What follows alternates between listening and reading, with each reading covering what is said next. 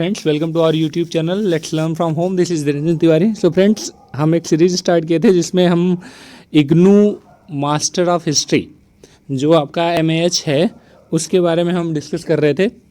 तो फ्रेंड्स, इसमें हम लोग डिसाइड किए थे कि हम वही टॉपिक डिस्कस करेंगे जो एग्ज़ाम के पॉइंट ऑफ व्यू से बहुत इंपॉर्टेंट है। और एक चीज़ और फ्रेंड्स, इग्नू का एग्ज़ाम होगा।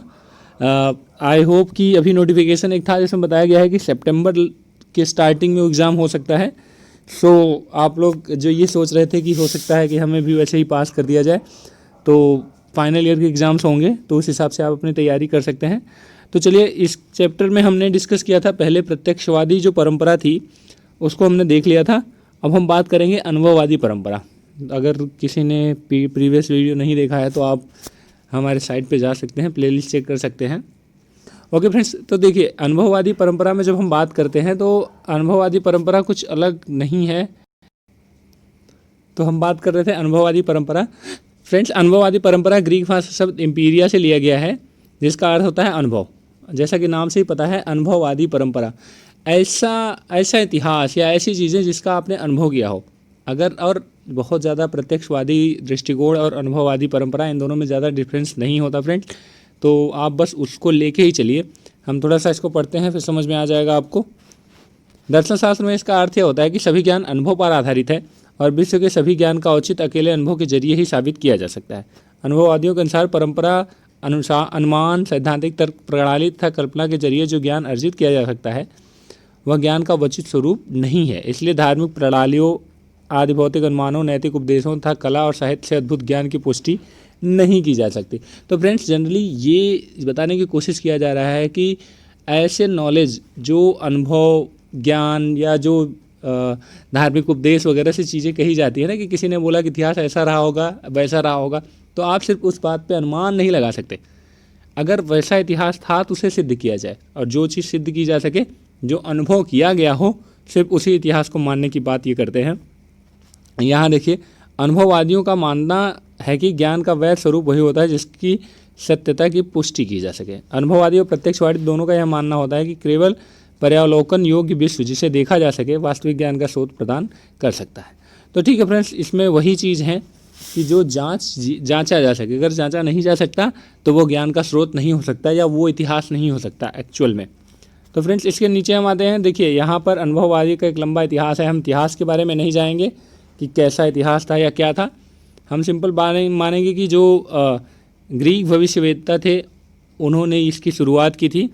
उन्होंने अपने अन्वेषण के लिए कुछ ठोस चीज़ों का केंद्र बनाया था। अन्य अनेक ग्रीक दार्शनिकों की तरह उन्होंने अनुभव पर भरोसा नहीं किया। अरस्तु को कभी कभी अनुभववादी परंपरा का संस्थापक मान लिया जाता है, लेकिन कुछ ऐसे थिंकर्स थे जो ये भी मानते थे कि अरस्तु कहीं ना कहीं अनुभववादी की बात करते थे, लेकिन कभी कभी उसके विरोध में भी वो चीज़ें कर जाते थे जो कि अनुभववादी परंपरा से दूर ले जाता है उन्हें। उसके अलावा ब्रिटेन में अनुभववादी परंपरा बहुत, आपको पता है, इंडस्ट्रियल रिवॉल्यूशन भी वहाँ पर हुआ। और उसके पहले ऐसा मानते थे कि ब्रिटिशर्स जो थे वो काफ़ी डेवलप था, या वहाँ की संस्कृति काफ़ी अलग थी। तो वहाँ पे अनुभववादी परंपरा काफ़ी पीक पे थी। तो उसमें था 16वीं सेंचुरी में फ्रांसीसी बेकन ने भी विश्वास व्यक्त किया कि विश्व की सही सही तस्वीर पर्यालोकित आंकड़ों को जुटाकर ही तैयार की जा सकती है। उन्होंने दार्शनिक प्रश्नों को वैज्ञानिक आधार पर हल करने की कोशिश की। उसके बाद आप देख लीजिए, यहाँ बताया गया है कौन कौन थे। जॉर्ज बर्कले थे, डेविड ह्यूम थे, और जॉन स्टुअर्ट मिल, जेम्स मिल, ये इंपॉर्टेंट थे, इनको आप देख लीजिएगा। उसके बाद अनुभववाद के सिद्धांत की मान्यता है कि हमारी इंद्रियाँ, आँख, कान और नाक आज चीज़ों और विश्व की घटनाओं के लिए दर्पण का काम करती हैं। उनके प्रभावों के आधार पर हम विश्व को समझते हैं और वस्तुओं तथा घटनाओं के बीच संबंध स्थापित करते हैं। तो सिंपल ये बताने की कोशिश कह रहे हैं कि हम जो देखते हैं, जो समझते हैं, उस पर ही विश्वास करें। अनुभव जिसका हमने किया है, सुनी सुनाई बातों पे या दैविक जो बातें होती थी, जैसे आपने देखा होगा कि पहले चर्च में कोई पादरी या कोई बोल देता था कि ऐसा कहा जा रहा है, तो लोग मान लेते थे। बट ये बस समझ लो कि उसको क्वेश्चन करने की ही बात थी कि नहीं, जो आपने अनुभव किया आपको सिर्फ वही मानना है। उसके बाद इसमें ये है,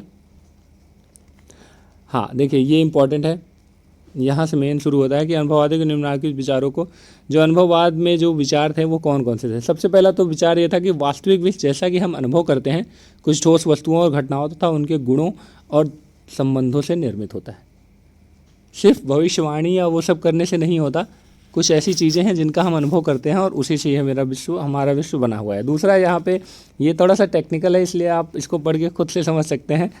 विश्व विशेष के अनुभव एक दूसरे से तथा वस्तु तथा अनुभवकर्ता की स्थिति से अलग हो सकते हैं। सिंपल सी देखिए बताने की बात ये की जा रही है कि जैसे मेरा कोई अनुभव है, आपका कोई अनुभव है, तो वो बिल्कुल अलग हो सकता है। हो सकता है मेरा अनुभव किसी वस्तु को लेके अलग रहा हो और आपका अनुभव उसी वस्तु को लेके बिल्कुल अलग रहा हो। तो यहीं पे बताने की कोशिश की जा रही है कि हम उस परिस्थिति को, उस वस्तु से जिसका अनुभव हम कर रहे हैं, उनको दोनों को अलग अलग कर सकते हैं। ये बताने की कोशिश यहाँ पे की गई थी। उसके बाद थर्ड था, कोई व्यक्ति जो विशेष वस्तु विशेष का अनुभव कर रहा है वह एक साफ़ सुथरी प्लेट की तरह होना चाहिए। साफ़ सुथरी प्लेट का मतलब ये होता है कि आप जिस वस्तु का अनुभव कर रहे हैं, सिर्फ उस वस्तु के बारे में आपको पता होना चाहिए। आपकी क्या पर्सनल विचारधारा है, आप किसके बारे में बात कर रहे हैं, उससे कोई लेना देना नहीं होना चाहिए। जो साक्ष्य आपके सामने हैं, उस साक्ष्य के आधार पे आपको निर्णय लेना चाहिए। अगर हम लेमन आउट में बोले तो उसे कहते हैं वस्तुनिष्ठ होना। वस्तुनिष्ठ होने का सिंपल सा मतलब होता है कि जो एविडेंस आपके पास है, जो साक्ष्य आपके पास हैं, जो डेटा आपके पास है, उसके आधार पे आप निर्णय ले। यहाँ पे देखिए इसमें दिया हुआ है कि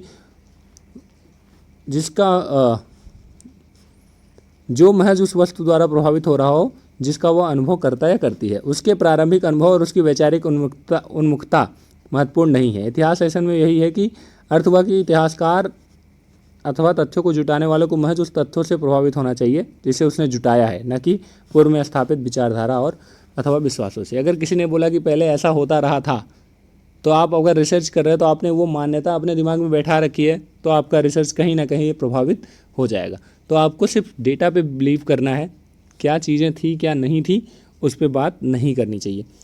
उसके बाद विश्व की प्रकृति को महज आगमिक सामान्यकरण के जरिए निरूपित किया जा सकता है, तो भी इस तरह के सभी सामान्यकरण की पुष्टि प्रयोग के जरिए की जानी चाहिए और अलग अलग प्रयोगों तथा प्रयोगों के विकास के जरिए इसमें सुधार किया जाना चाहिए। वही सारी चीज़ें हैं कि जो भी सामान्यकरण आप कर रहे हैं, अगर आपको सामान्यकरण जानना है तो प्लीज़ हमारा प्रीवियस लेक्चर, पहला लेक्चर ही था सामान्यकरण पे कि सामान्यकरण होता क्या है और इतिहास लेखन में उसका क्या योगदान है या क्यों महत्वपूर्ण है। तो जब आप सामान्यकरण करते हैं, इसका मतलब सिंपल सा होता है क्लासिफिकेशन या जनरलाइजेशन, कि आप किसी भी चीज़ को अलग अलग कैटेगरी में डिवाइड करना। तो आप किसी भी कैटेगरी में क्यों रख रहे हैं, क्या आधार है, तो उसका एक वैज्ञानिक आधार होना चाहिए, उसकी प्रयोग के द्वारा पुष्टि की जानी चाहिए। लास्ट है, सभी ज्ञान उन तथ्यों से हासिल किए गए हैं जिनकी प्रयोग और महज प्रयोगों के जरिए पुष्टि की गई है। तो अनुभववादी परंपरा सिर्फ यही बात करती है कि आप किसी भी चीज़ पे बिलीव तभी करेंगे जब आपने अनुभव किया हो, जब आपने उसे सिद्ध किया हो, बस तभी उस पर आप बिलीव कर सकते हैं। इसलिए भावातीत जगत के बारे में अथवा किसी अधिभौतिक अनुमानों के आधार पर ज्ञान के किसी दावे का यथार्थ में कोई आधार नहीं होता। वही कह रहा है कि भावनाओं में बह के या फिर जिनका कोई सत्यता से कोई लेना देना नहीं है, उससे रिलेटेड अगर कोई चीज़ है, कोई दावा किया जा रहा है, तो उसका कोई आधार नहीं बनता है। तो सिंपल और लास्ट में हम बात कर सकते हैं कि अनुभववादियों के अनुसार इतिहासकारों को चाहिए कि अतीत के बारे में वो उन प्रमाणों पर भरोसा करें जिन्हें समकालीन द्वारा उनके ऐन्द्रिक अनुभवों के जरिए प्रस्तुत किया गया है। तो ये बताने की कोशिश कर रहे हैं कि अगर इतिहासकार को ये चाहिए कि अगर आप अतीत के बारे में बात कर रहे हो, अतीत के बारे में पढ़ रहे हैं, तो जिनके एविडेंस हैं, जिनको सत्यापित किया जा सकता है, जिनका प्रयोगों द्वारा सिद्ध किया जा सकता है, सिर्फ आप उन्हीं एविडेंस या उन्हीं चीज़ों को बिलीव कीजिए। जो कहावतें हैं, जो बातें बड़ी बड़ी कही गई हैं, आपको इन पे भरोसा नहीं किया जाना चाहिए। और अगर इतिहासकार इन स्रोतों को बारीकी से देखें तो वे अतीत की एक सही तस्वीर प्रस्तुत कर सकते हैं, और अगर आप उन चीज़ों को देखेंगे तो आप अतीत की एक सिंपल तस्वीर प्रस्तुत कर सकते हैं। तो फ्रेंड्स, ये इतना था। नेक्स्ट लेक्चर में हम अगला जो है रानिकवादी परंपरा, उसके बारे में बात करेंगे। आई होप कि आपको ये पसंद आया होगा। तो आप ये चेकआउट कर सकते हैं। बाकी वीडियोस भी आपको पसंद आया तो प्लीज़ सब्सक्राइब कर लीजिएगा। अगर कोई प्रॉब्लम है या कुछ जानना है इससे रिलेटेड, एग्ज़ाम कब है या कुछ भी, तो आप हमें टेक्स्ट कर सकते हैं, कमेंट कर सकते हैं। Thank you so much.